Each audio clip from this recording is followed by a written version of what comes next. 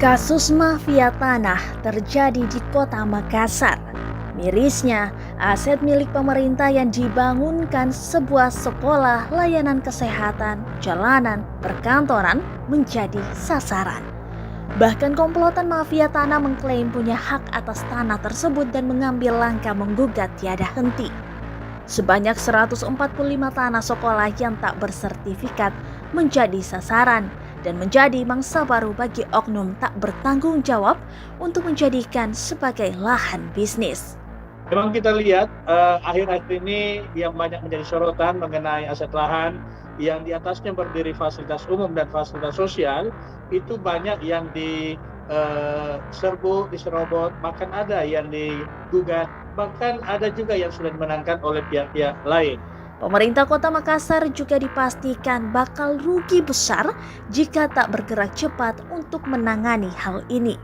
Setelah ada keputusan Mahkamah Agung itu sebagai terduga kita sih, itu kepala sekolah terduga tuh, 4, 5, 6. Pokoknya baru-baru itu keputusan. Sempat dia bilang, kamu kok perbaiki itu dulu, muka menambah ya, gitu. Udah, nah gitu. Diketahui, permainan mafia tanah ini sudah diperankan sejak puluhan tahun lalu. Maraknya aksi gugatan ini diduga dengan sengaja dilakukan oleh orang yang tak bertanggung jawab demi meraup keuntungan. Kalau ini kita lihat dengan usia penguasaan lahan, bangunan yang ada di lahan itu sudah berpuluh-puluh tahun, dan kenapa baru sekarang ada yang mencoba untuk menerobos, ada yang mencoba untuk menguasai? Inilah yang menjadi tanda tanya besar di kita. Apakah ini menjadi salah satu simbol daripada masuknya hal-hal yang orang tidak bertanggung jawab atau kelompok yang tidak bertanggung jawab dalam rangka mengganggu stabilitas daripada pengamanan fasos-fasos pemerintah Kota Makassar. Modus mafia tanah tak beragam. Para oknum hanya mengatasnamakan lahan pemerintah sebagai warisan orang tuanya di masa lalu. Padahal, jika ditelusuri lebih jauh, lahan tersebut telah dihibahkan kepada pemerintah untuk dikelola sebagai fasilitas umum ataupun fasilitas sosial. Bahkan saya pernah panggil secara khusus tokoh masyarakat yang memang punya pengaruh di sini dulu, yang tahu betul sejarahnya bagaimana sekolah ini.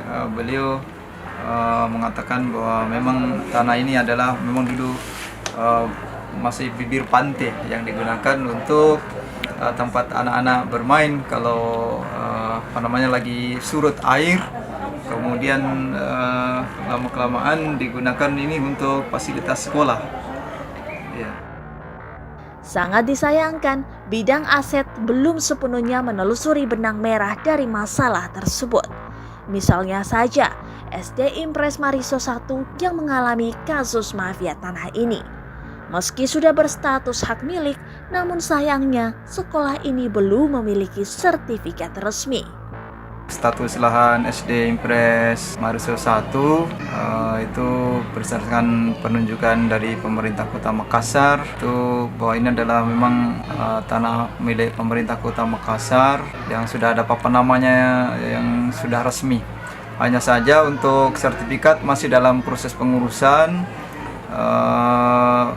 Sebetulnya ini sudah pengurusan yang kedua kalau tidak salah, karena pengurusan yang pertama itu 2013, tapi karena ada perubahan lagi persyaratan sehingga untuk tahun 2022 ini kita masukkan kembali berkas-berkas yang diminta oleh pertanahan untuk penerbitan sertifikat.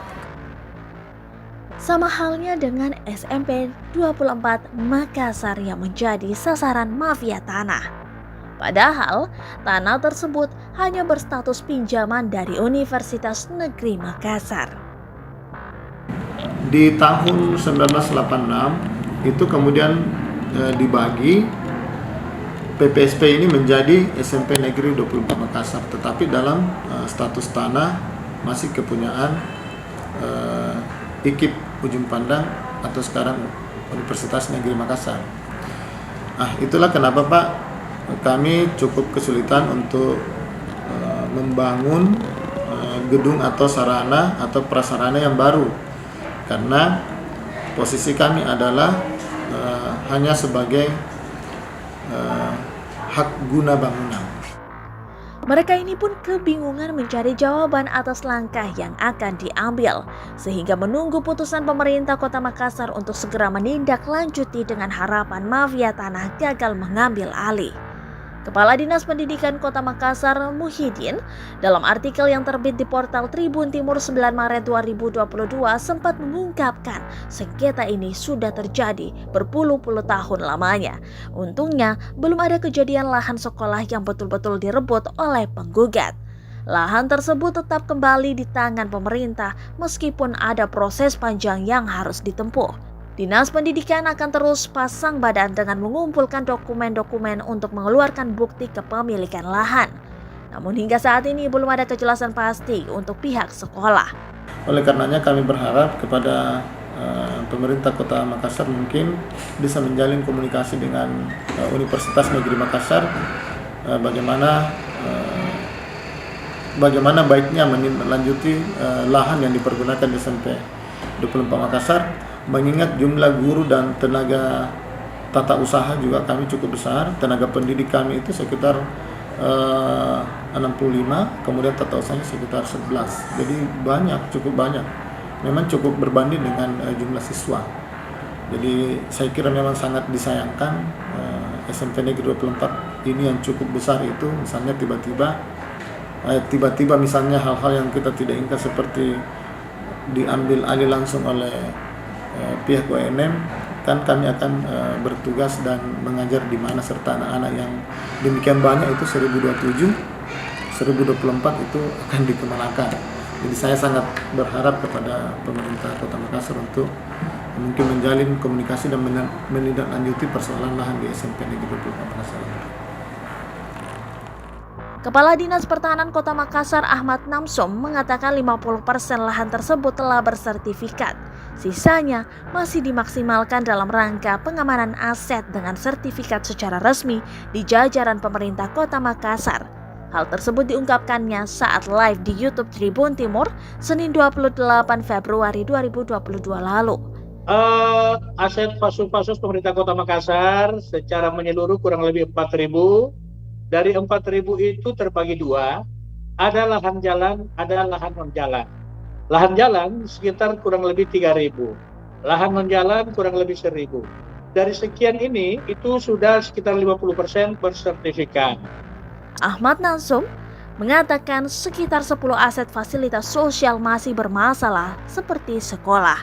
Menurutnya, fasilitas sosial tersebut telah dikelola dan digunakan selama puluhan tahun, tapi baru saat ini ada yang mengklaim kepemilikannya.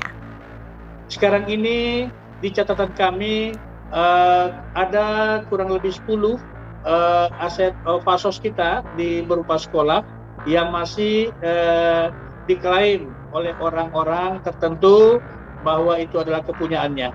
Itu dimenangkan oleh pihak yang mengklaim. Dan ini sebenarnya bukan terjadi atau prosesnya sekarang ini.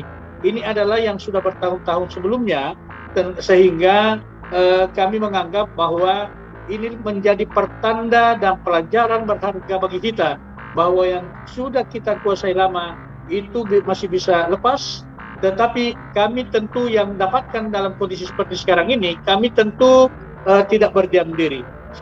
Tak tinggal diam, pihak Dinas Pertahanan Kota Makassar berkomitmen akan mencari bukti baru atau novum dalam rangka mempertahankan aset pemerintah kota itu.